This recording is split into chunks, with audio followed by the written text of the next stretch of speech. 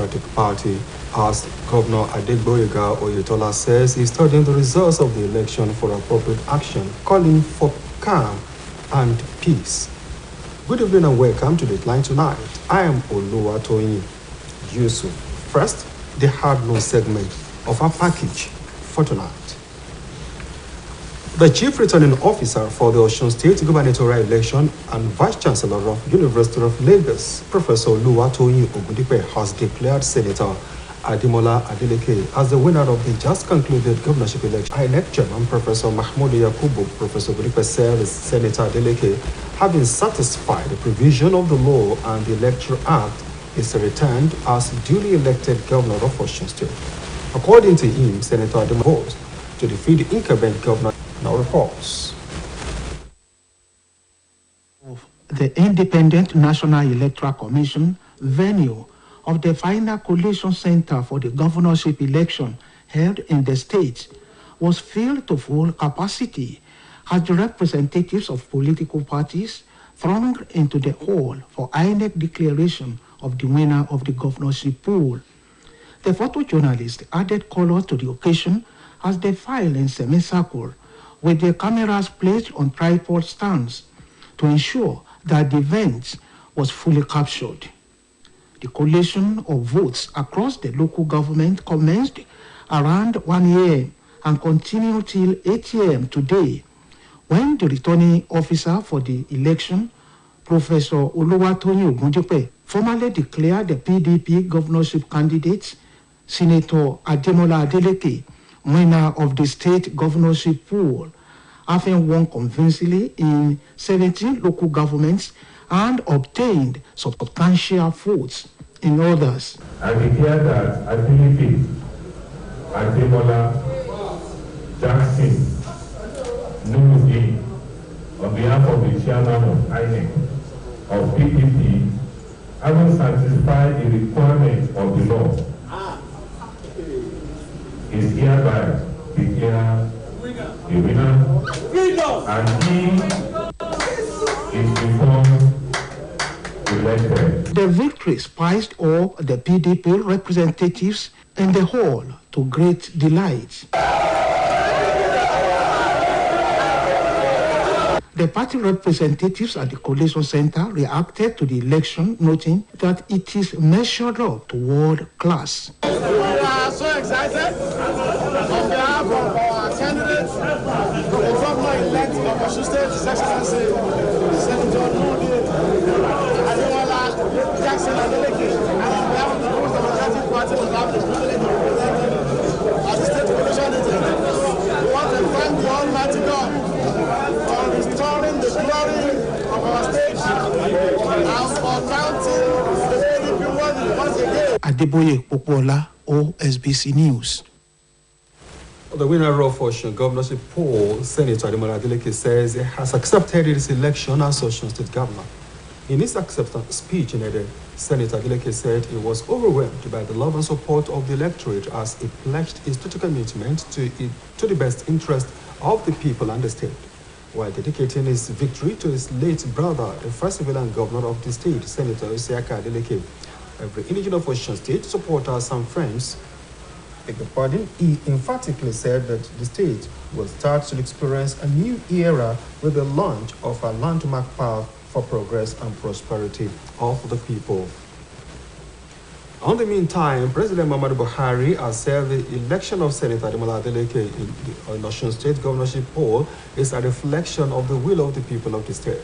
President Buhari said this in his congratulatory message to Senator Adeleke. Beg your pardon, to Senator Adeleke, the candidate of the opposition People's Democratic Party. He added that the election is a demonstration of respect for the people and a legacy of credible elections by his administration, as democracy is a respect for the will of the people. The president also indicated that the successful conduct of Osun Desire 2022 is a demonstration of the maturity and the commitment of all stakeholders towards strengthening the integrity of the electoral process in Nigeria. Meanwhile, the candidate of the People's Democratic Party, Senator Ademola Adeleke, who was declared winner of the Osun State governorship election, has been receiving more congratulatory messages. Among those who sent in messages were the PDP presidential candidate and former Vice President Atiku Abubakar, who said Adeleke's triumph was a well-fought victory. Other governors elected on the PDP platform, including Aminu Tambowa of Sokoto, Bala Mohammed of Bauchi, Godno Baseki of Edo, and Ifeanyi Okowa of Delta State, also sent in messages. Osun State Governor and candidate of the All Progressives Congress, Mr. Adeboye Goyotola, has taken cognizance of the results of the governorship election in the state, as announced by the Independent National Electoral Commission, INEC. The governor, however, noted that the party will be responding appropriately after studying the results and consulting with critical stakeholders of the party. In a statement issued by his chief press secretary, Ismail Mpidon, Governor Goyotola called on his supporters to remain calm and the people of the state to go about their businesses without violence or hindrance. He also called on security operatives to ensure maintenance of law and order. Governor Goyotola therefore directed security operatives to take adequate charge so as to prevent breakdown of law and order. And still on the just concluded Osun governorship poll, situation has returned to normal in Osogbo, the state capital, following the conclusion of the state Guber poll. OSBC News Crew reports that both human and vehicular movements are back on track. Adeyemi Aboden has the details. The Osun 2022 governorship election held across the 30 local governments and the area office was characterized by restrictions on human and vehicular movement, which affected business activities. However, a day after the conclusion of the election, business activities is gradually picking up as more vehicles are back on the road, while few shop and business centers are reopening. Okada and tricycles operators are also having something to be happy for as they are back on the road. Security personnel are still patrolling the capital city to forestall any possible post-election violence. Ayobami Agbola is a journalist who covered the election. He gave his assessment of the exercise. Atmosphere throughout yesterday, I can tell you categorically that all the places that I visited by myself, starting from Osogbo to Magan, Odiomu, Ikire, parks everywhere, there was no any violence. People troop out en masse, they cast their votes for the candidate of their choice. The situation in Osogbo is cool and calm, with everyone going about unmolested. Comrade Olasheun Adebisi applauded the electoral umpire, the Independent National Electoral Commission, for the innovation introduced in the use of bimodal voters accreditation system deployed for the election, which he noted makes it manipulation-free. The innovation is a very superb one. I want to commend INEC. They did a very great job yesterday. The Osun 2022 governorship poll had been adjudged free and fair by observers of the event. Adeyemi Aboderin, OSBC News. And away from election reports, the first batch of the pilgrims from Osun State to Saudi Arabia has landed in Nigeria. The 421 pilgrims of the first batch touched down early this morning at the Murtala Mohammed International Airport, Lagos. OSBC correspondent Kudurat Oladewaju reports that the new Alhajis and Alhajas were in high spirits on return to Nigeria. You're welcome to our sports segment.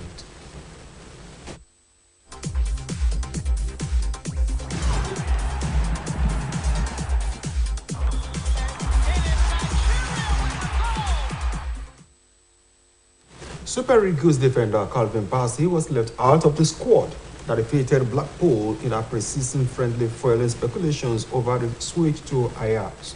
Bassey was granted permission to discuss terms with the Eredivisie giant for a summer move after both clubs reportedly agreed on a 22 million euros plus an additional 5 million euros. Omatayo Adebodo has details of these and more from the world of sports. Ajax Amsterdam have reached an agreement with Glasgow Rangers to pay 27 million euros as transfer fee for the services of Nigeria defender Calvin Bassey. Bassey is set to undergo a medical before signing a long-term contract with Ajax ahead of a 27 million euro summer switch. There is a 22 million euro flat fee with 5 million euro add-on and a 10% sell-on clause of any future sales, which is big money for a £230,000 outlay in 2020.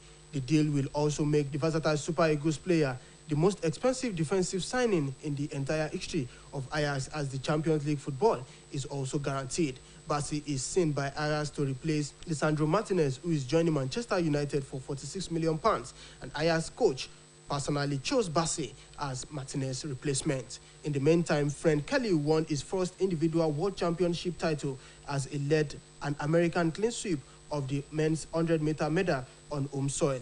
The 27-year-old, who won Olympic silver last year, won in 9.86 seconds as Marvin Bracey edged out Traven Brumner for silver on reaction time in Eugene. It is the first time any nation has won all three medals in the World 100 meters since the United States in 1999. Former 400-meter runner Kelly only dropped down to the shorter sprint distance in 2021, having won 400-meter bronze and 4x400-meter relay gold in 2019. His silver medal winning performance in Tokyo came on his major championship debut over 100-meter, and less than a year later, he is world champion. He set the fastest hit time ever recorded in World Championship history with his 9.79 seconds effort.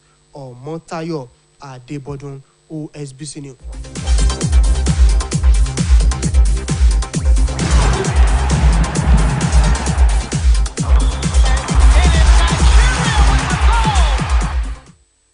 Out of the foreign scene, the Sri Lankan parliament has met to begin processes of choosing a new leader to serve the rest of the current term after the president, Gotabaya Rajapaksa, fled abroad and resigned following mass protests over the country's economic collapse. Here are the details. Speaker Mahinda Diapa Abewadena promised a swift and transparent political process that should be completed within a week. Prime Minister Ranil Wickremesinghe was sworn in last Friday as interim president until Parliament elects a successor to Gotabaya Rajapaksa, whose term ends in 2024. Protesters in the crisis-hit island nation, however, insist the six-time Prime Minister too should step aside. The new president could appoint a legislator to replace Wickremesinghe. Nominations for the presidential post will be held on Tuesday. The Parliament Secretary General, Dhamika Dasanayake, said during a brief session, if there is more than one candidate for the president, the legislators will vote on Wednesday. Rajapaksa, aged 73, fled to the Maldives and then to Singapore to escape a popular uprising against his government. During the proceedings, Dasanayake also formally read out Rajapaksa's resignation, the contents of which have not previously been made public. In his letter, Rajapaksa said Sri Lanka's financial crisis was rooted in years of economic mismanagement that predated his presidency, along with the COVID-19 pandemic that drastically reduced Sri Lanka's tourist arrivals and remittances from foreign workers. The protesters accused Rajapaksa and his powerful political family of shivoning money from government coffers and of hastening the country's collapse by mismanaging the economy. The family has denied the corruption allegations, but Rajapaksa acknowledged some of his policies contributed to Sri Lanka's meltdown. Security around the parliament building in the capital, Colombo, was increased over the weekend, with armed masked soldiers on guard on roads near the building closed to the public. More than 100 police and security personnel with assault rifles were deployed on the approach road to Parliament.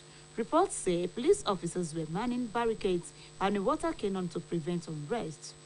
In a televised statement, Wickremesinghe said he would initiate steps to change the constitution to curb presidential powers and strengthen Parliament, restore law and order, and take legal action against insurgents.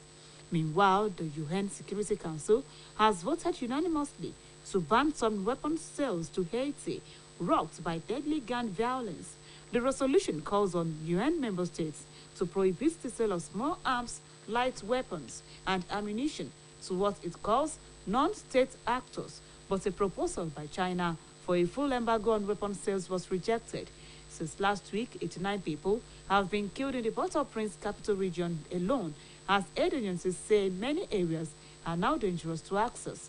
The UN said 224 people were killed or injured by gang violence this month. UN spokesperson Jeremy Lawrence said his office had also received reports of sexual violence.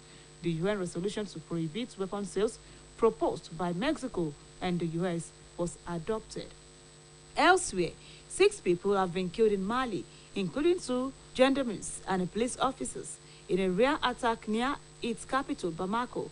Reports say the landlocked country in the heart of the Sahel is facing a continuing political and security crisis, particularly in its volatile northern and central regions, where an armed uprising has raged since 2012. But the violence rarely reaches Bamako.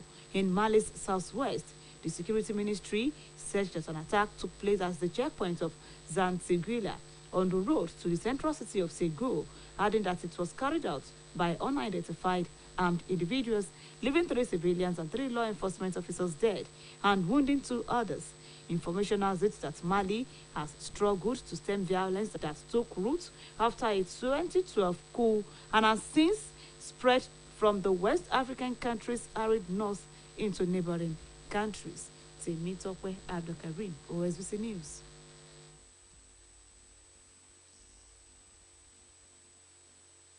We now go on a short break. Dateline continues shortly. Stay.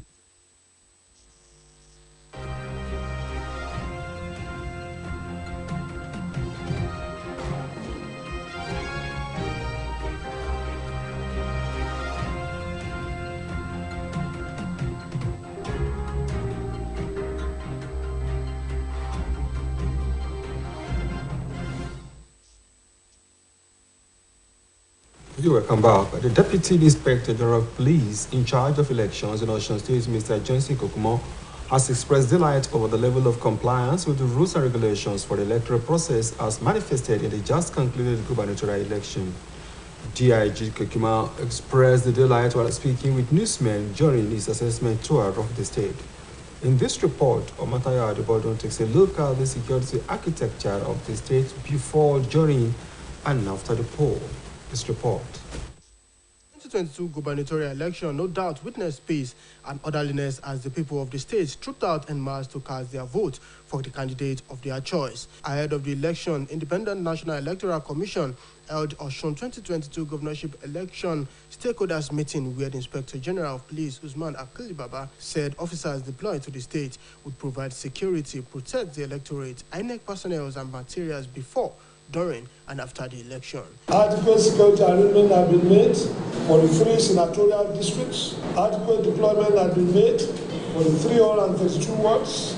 Adequate deployment has been made for 3,763 polling units. In the course of our deployment, we have been able to deploy to the land. We have equally been able to deploy air deployment, where we have mission-specific air surveillance. We have a number of helicopters here for that purpose. We also discovered that Osun State has littoral community, coastal community, somewhere at Asejire. That is the northern part of Osun State. Though it's a small dam, we felt strongly that there is the need for us to equally police the waterways. And for that reason, we have equally made deployment of the police marine on the waterways. He said the officers deployed had already been trained and made aware of the rules of engagement, adding that the police remained apolitical. They were to ensure free, fair, and credible elections. The Deputy Inspector General of Police in charge of policing for the Osun governorship election, Johnson Kokumo, also confirmed that adequate security arrangements was made as 21,000 police personnel were deployed to Osun State and gave the reassurance that action were taken to ensure a peaceful election. DIG Kokumo also enforced restriction on movements during the period of election. On the election, no movement restriction order was fully adhered as the voters were ordered to park their vehicles and pick them up at appropriate time. Essential workers and accredited election observers and media were allowed to operate. Speaking with newsmen, the Deputy Inspector General, DIG Johnson Kukuma, stated that all the security agencies work together and assured that the peace that has been witnessed so far will continue after the election. Participating in this exercise. So, definitely, we should expect that will impact all different. The first PRO, CSP Olumuyiwa Adejobi, also stated that the commission did not rest on its oars as it deployed enough officers to contain unforeseen circumstances. Everybody is fine, they're smiling, and this is how it should be. Everybody wants good governance. As the police officer wants good governance. They want good governance for things to turn around for better for all of us. And this is where we can start from. Apart from the various officers deployed to various stations, officers were also seen in the air monitoring.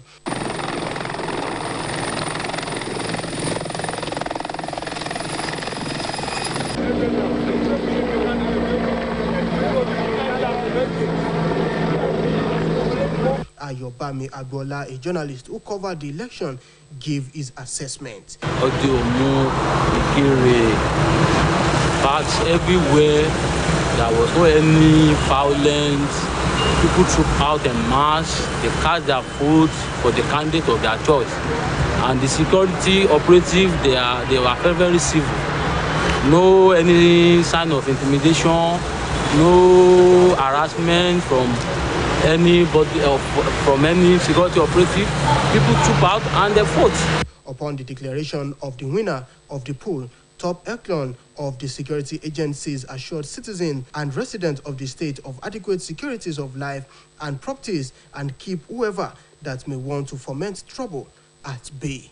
Omotayo Adebodun reporting for Dateline. Thank you, Tayo. And still on Dateline, conducting a peaceful election in Nigeria has always been a hard nut to crack by security agencies. However, the just concluded governorship election in Osun State was adjudged to be generally peaceful. The question in the minds of many is, what did the security agencies as well as other stakeholders in the electoral process get right this time around to have led to recording such a feat?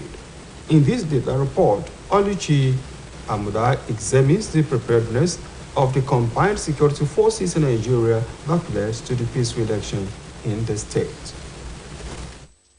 Involved in the Osun governorship election was out to ensure that peace reigned before, during, and after the poll.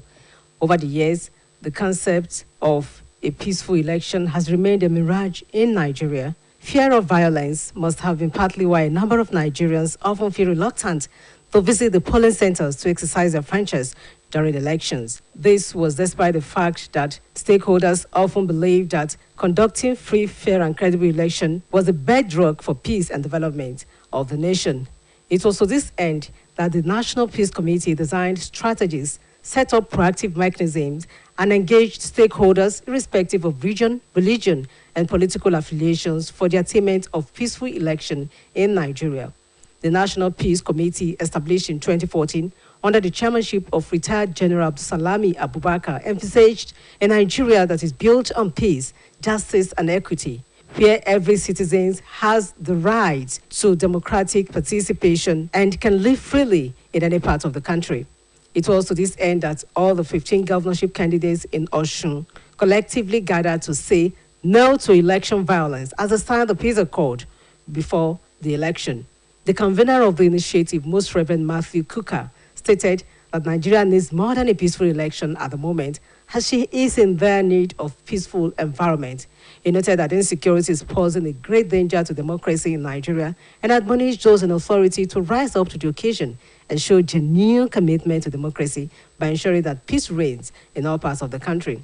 Bishop Kuka, who also decried the monetization of votes by politicians, urged the contestants to show integrity and fear of God. You, the members of the political class, in the name of the Peace Committee, I want to appeal to you. We love our country, we love our democracy, but please, politicians in Nigeria, we beg you, make it possible for us to trust you. Make it possible for us to love you.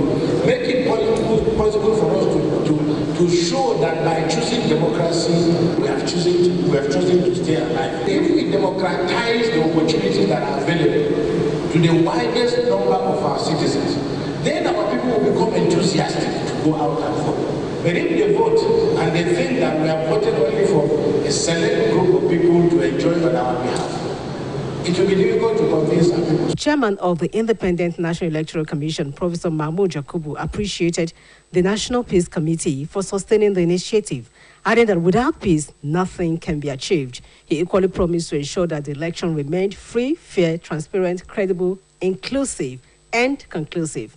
A promise he was able to keep because of the peaceful nature of the election. The success of the peace accord depends on the continuous support and commitment of political parties and candidates, the Independent National Electoral Commission, INEC, and the security agencies.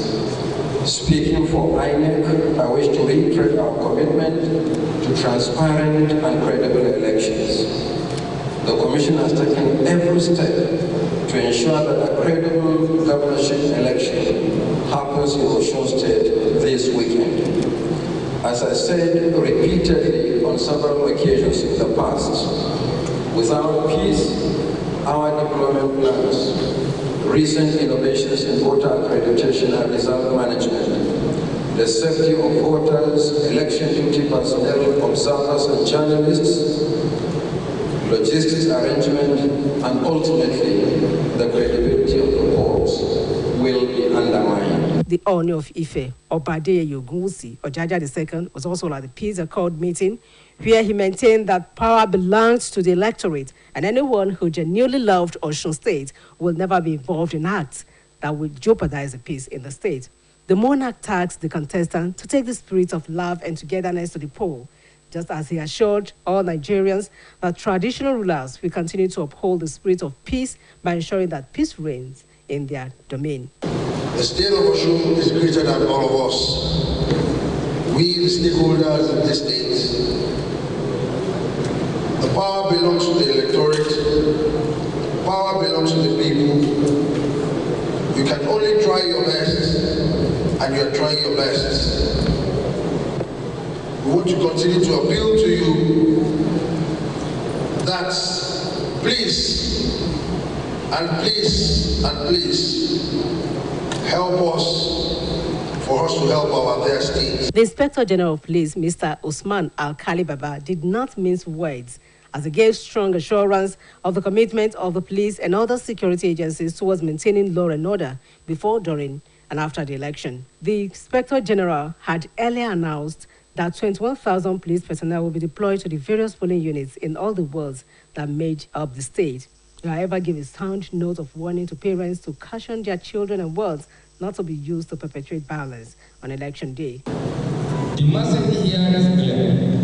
For the political actors and electors that are law-abiding, they are fully assured of optimal security as they exercise their electoral rights. However, for the deviants, who against all wise counsels are determined to deploy violence and other illegitimate means to advance their political interests or constitute a clock in the wheel of our democratic journey by threatening our value for peace and security, they should be prepared for the consequences of their actions, as they will be identified, isolated, and decisively dealt with as prescribed by law. The 15 governorship candidates and the chairman of their parties showed commitment to peace by signing the peace accord. The incumbent governor, Adigbo Igoyetola, encouraged other contestants, including the governor-elect, Senator Ademola Adeleke, to ensure that Osun retains her status as one of the most peaceful states in Nigeria before, during, and after the election. A feat that was finally achieved. I only want to enjoy other political parties to please play the game according to the rules. I'm particularly worried about the political party trying to incite their supporters to violence. That's not good enough. Please, let's ensure we continue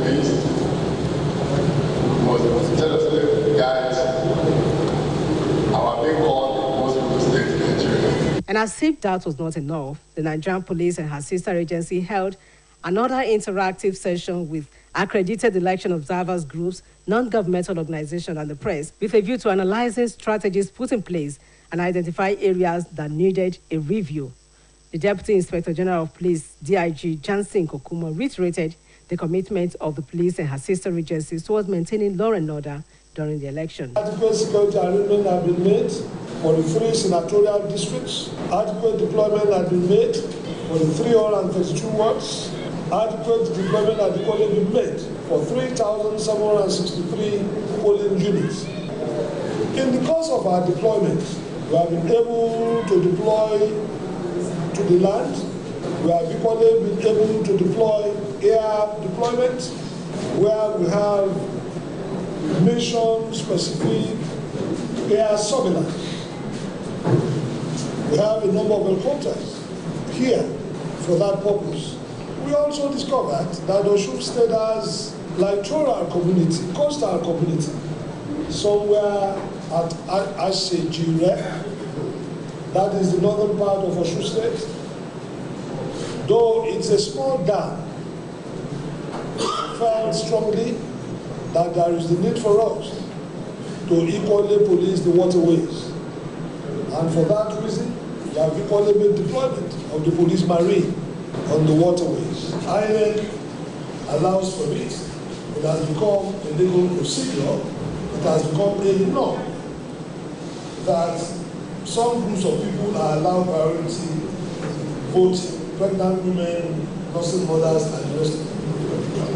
We have adequate arrangements to protect the ladies, women generally, old, pregnant, nursing mothers who are participating in the electoral process. Now that the election is over and a winner has emerged, analysts believe that security agencies should not relent in expending the same strategy and energy used during the election in combating crimes and criminalities in all parts of the country. Oluchi Amuda for Dateline. Well, that brings down the curtains on this week's edition of Dateline on OSBC Television. We thank you for watching. It was produced by Batunde Bolatito with Temitope Abdulkarim as the production assistant. I'm your regular anchor, Oluwatoyin Yusuf, wishing you a remarkable working week ahead. Good night.